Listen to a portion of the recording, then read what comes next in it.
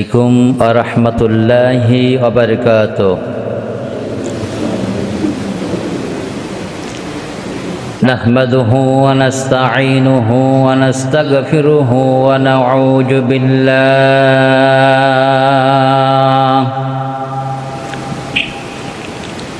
ونعوذ بالله من شرور أنفسنا ومن سيئات أعمالنا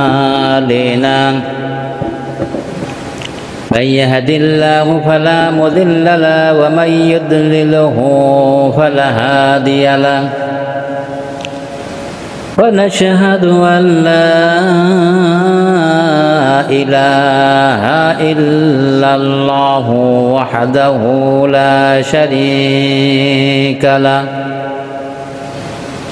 ونشهد أن سيدنا وحبيبنا ومولانا محمدا عبده ورسوله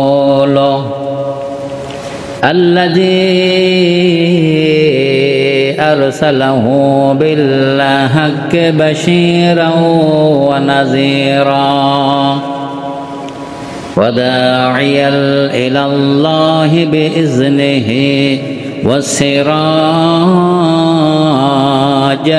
منيرا فقد قال الله تعالى في كلامه المجيد والفرقانه الحميد أعوذ بالله من الشيطان الرجيم بسم الله الرحمن الرحيم وإذ قال ربك للملائكة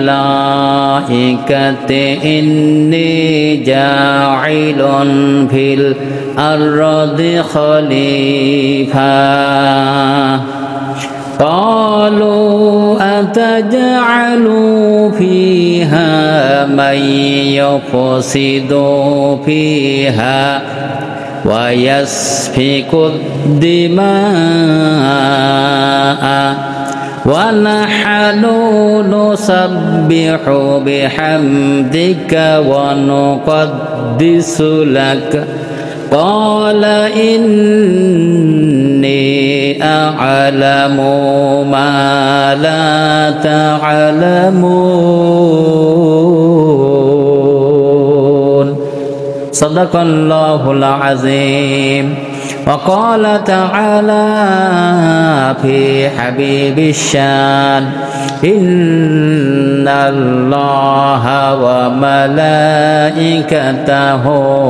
يصلون على النبي يا أيها الذين آمنوا صلوا عليه وسلموا تسليما اللهم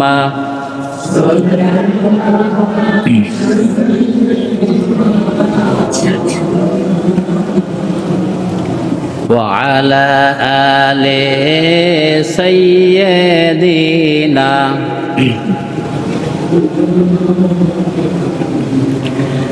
মনে বড় আশা ছিল আমি যাব মদিনায়।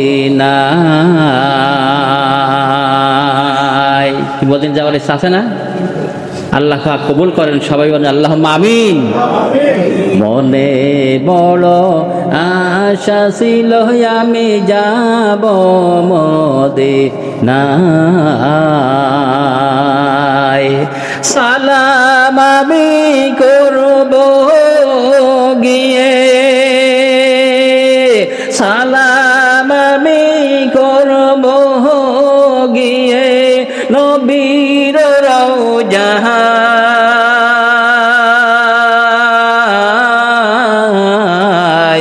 মনে বড় আশা ছিল আমি যাব মদিনায়। আরব সাগর পাহাড়ি দিব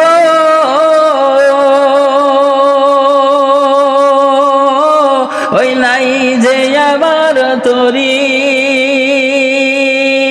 পাখিরাই তো উড়ে যাব ডানাতে ভর করে। আমার আশায় আছে সম্বল নাই, আমার আশা আছে সম্বল নাই, করি কি উপায়। মনে বড় আশা ছিল আমি যাব মদিনায়।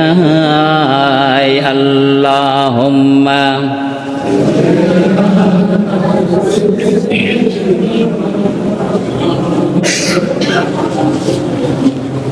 وعلى آل سيدنا। আমরা আল্লাহ তাআলার কাছে শুকরিয়া আদায় করি যে মহান রব্বে কারীম তিনি আপনাকে আমাকে পবিত্র জুমার নামাজ আদায়ের জন্য তার ঘরে আসার মতন সুযোগ দান করেছেন। এই জন্য সবাই মহান আল্লাহ তাআলার কাছে শুকরিয়া জ্ঞাপন করি। সবাই বলি আলহামদুলিল্লাহ, মুহাব্বতের সাথে আরো জোরে বলি আলহামদুলিল্লাহ। আলহামদুলিল্লাহ যদি বলা হয় তা আল্লাহ পাক খুশি হন না? হ্যাঁ, আল্লাহ পাক খুশি হয়ে যায় আর নারাজ হয় শয়তান, ঠিক কি না? আমরা যে কাজকর্ম করব, যা করব, খাওয়া দাওয়া করব, ওঠা বসায় সকল সময় প্রশংসা হবে কার? আল্লাহ তাআলা। এই প্রশংসাটা আজকের জুমা থেকে আমরা নিয়ত করে যাব যে আল্লাহ তাআলার যে দুপুরবেলা আপনার খানা মানে কোন ডাল ভাত, তো এটা কি প্রশংসা কার? আল্লাহ তাআলা। যেহেতু আল্লাহ তাআলা কোরআনের ভিতর বলেছেন যে লায়ান শাকারতুম ওয়ালা আযিদান্নাকুম, আল্লাহ পাক বলছেন যদি কোনো ব্যক্তি আমার নিয়ামতের পাওয়া এই পেয়ে যে ব্যক্তি শুকরিয়া আদায় করলো, আমি আল্লাহ তাআলা তার নিয়ামতকে আরো বাড়িয়ে দিয়ে যেরকম সুবহানাল্লাহ। তাহলে এ অদাকার আজকের দেখেন আপনার বয়স আমাদের বয়স প্রায় 40-50-60 হয়ে গেছে। তা আজকের মানে ওই উদ্দেশ্যে মানে শুকরিয়া আদায় মনে হয় করিনি যে আজকের এ পর্যন্ত হায়াত হয়েছে। যে আল্লাহ পাক সবচাইতে বড় নিয়ামত কি সুস্থতা না? আপনি লক্ষ্য করে দেখেন যে কত মানুষ পঙ্গু হয়ে রাস্তায় বসে আছে, কি হসপিটালে আছে, কি ওই রকম ইচ্ছা করে যে আল্লাহ আপনাকে আমাকে অ্যাক্সিডেন্ট করাই দিতে পারতো না? তাহলে এটা কি আল্লাহর কি অশেষ রহমত না? তাহলে আল্লাহ তাআলার অশেষ রহমত এগুলো আমরা ভোগ করতেছি, তাহলে আল্লাহ তাআলার প্রশংসা আমরা করতে চাই না। প্রশংসা হয় কি যে আজকের কাজে যদি না যাই তাহলে টাকা দেবে কেটা, খাওয়াবে কিভাবে, নাকি এরকম হয় না? হ্যাঁ, মালিকের কিংবা আজকের এই বিষয় মানে এইভাবে ইনকাম করব, এইগুলো আমাদের কিন্তু মনে ধারণা এসে যায়। এই জন্য শুকরিয়া, আল্লাহ তাআলার শুকরিয়া আমরা আদায় করবো। আর যদি না করা হয় তারপরে আল্লাহ তাআলা তার কিন্তু কঠিন হুঁশিয়ার দিয়েছে। কি বলেছেন? যদি কোনো ব্যক্তি নিয়ামত পেয়েছে, আপনি সকালবেলা উঠে রাত্রি পর্যন্ত ঘুমাবেন, ঘুমটাও কিন্তু নিয়ামত, ঠিক কিনা? এই ঘুম হলো বড় নিয়ামত। তার কারণ যাদের ঘুম হয় না, ঘুমের বড়ি খায়, তাদের কাছে শুনে দেখবেন যে অবস্থা কি, তাদের অবস্থা কি হয়। তা আল্লাহ পাক বলছেন যে ব্যক্তি আমার নিয়ামত পেল, এগুলো শুকরিয়া আদায় করলো না, তাদের জন্য কি আল্লাহ তাআলা বলছেন ইন্না আযাবি লা শাদীদ, তার জন্য কঠিন যন্ত্রণাদায়ক শাস্তি। এ কথা কার? আল্লাহ। তাহলে আজকের জুমার প্রথম আজকের যেটা আমরা ধারণ করব, আমি সহ আপনারা, যে সকল কাজে কর্মে ভালো হোক মন্দ হোক প্রশংসা হবে আল্লাহ তাআলার। আবার বলি আলহামদুলিল্লাহ।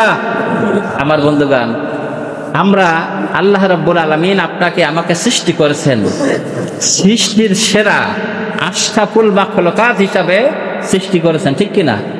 তাহলে সৃষ্টির সেরা যদি হয়ে থাকে তাহলে আমাদের কাজও হবে কি সৃষ্টির সেরা, নাকি কোনো মানে খারাপ কাজ হতে পারবে আমাদের দিয়ে? কিন্তু মানুষ মাত্রিক, ভালো কাজ হবে খারাপ কাজও। আজকে জুমায় যারা আসছেন কেউ কি বুকে হাত দিয়ে বলতে পারবে যে আমি কোনো এই পর্যন্ত গুনাহ কাজ করিনি, গুনাহ হয়নি? বলতে পারবে না। মানুষ মাত্রিক গুনাহ হবে, অপরাধ করে ফেলবে, কিন্তু তার জন্য আল্লাহ রাব্বুল আলামিন আপনার জন্য আমার জন্য দরওয়াজা খোলা রেখেছে। বান্দা, তুমি আমার কাছে কি তোমার গুনার জন্য অনুশোচনা হও, তুমি গুনার দিকে লক্ষ্য করে আমার কাছে মাপ চাও, আমি তোমাকে একজন নিষ্পাপ বানিয়ে দেবো। সুবহানাল্লাহ। তাহলে আল্লাহ তাআলা তিনি ঘোষণা দিচ্ছেন আমি মাফ করে দেব। তা আল্লাহ তাআলা ঘোষণা দিলেন মাফ করব, তা আল্লাহর কাছে যদি মাফ না চাই তা আল্লাহ মাফ করবে? করবে? উদাহরণ দেই, মনে করেন আপনার ছেলে, এই ছেলেকে একটা অপরাধ করেছেন, আপনি পিতা, আমি পিতা, অপরাধ করার পরে আপনি আর আমি কোনোদিন কি ডেকে বলবে এই ছেলে তুই আয়, তুই যে অপরাধ করেছিস আমি মাফ করে দেব? কিন্তু পিতার মনে কিন্তু একটা থাকে, যদি ছেলে বলতো যে আব্বা ভুল হয়ে গেছে এটা, তাহলে মাফ করে দিতাম, এরকম মনে আশা থাকে না পিতার?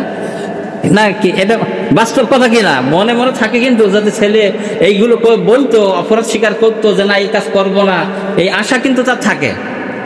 বললে তোমার পিতা কিন্তু মাফ করে দেয়। আল্লাহ রব্বুল আলামিন তিনি আপনাকে মাফ করবেন। আপনি আমি যদি আল্লাহ তাআলার কাছে মাফ না চাই, তাহলে আল্লাহ পাক মাফ করবেন? করবে না। আমার বন্ধুরা আজকে লক্ষ্য করে দেখেন, আমি যে বিষয়টার দিকে যাচ্ছি সেটা হলো যে আল্লাহ রব্বুল আলামিন তিনি আদম আলাইহিস সালামকে সৃষ্টি করেছেন। ভালো করে খেয়াল করবেন কিন্তু, আদম আলাইহিস সালামকে সৃষ্টি করার পরে আল্লাহ রব্বুল আলামিন ফেরেশতাদেরকে বললেন যে তোমরা কি করো? আদম আলাইহিস সালামকে সেজদা করো। কি করো? সেজদা করো। তখন ফেরেশতারা সবাই সেজদা দিয়েছিল, দেয়নি কে? মিস্টার ইবলিস সেজদা করেনি। কেন? সে অহংকার করলো যে আমি হলাম, আল্লাহ তাআলার কাছে দরখাস্ত করলো, রব্বুল আলামিন আমি হলাম আগুনের তৈরি,